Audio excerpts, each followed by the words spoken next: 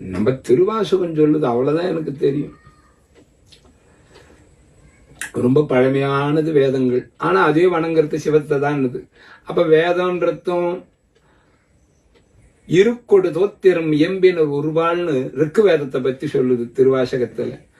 வேதத்துல கண்டப்பத்துல 10 பாட்டுல 7 பாட்டுல சொல்லுது. இன்னும் தேவாரம் திருமுறைகள் எல்லாவற்றிலும் சொல்லுது. நாம எப்படின்னா எடுத்துக்கலாம். வியாக்கியானன்றது வேற, வாதன்றது வேற, தர்க்கவாதன்றது வேற, விதண்டாவாதன்றது வேற. ஏதோ ஒண்ணு எப்படியோ எடுத்துப்போம். சுவாமியால சிருஷ்டிக்கப்பட்ட வேதங்களால நியமிக்கப்பட்ட இந்த பஞ்சபூதங்களை மட்டுமே இப்ப பாக்கிறோம். இந்த பஞ்சபூதங்களும் படைச்சவன் பரன்னு சொல்லக்கூடிய ஒரு பிரம்மத்தை பார்க்கணும்ன்றத இப்ப நாம பார்க்கலாம். இப்படி வெளிப்பட வெளிப்பட மண்ணில் திண்மையை வைத்தவன் யாரென்றால் அனைத்து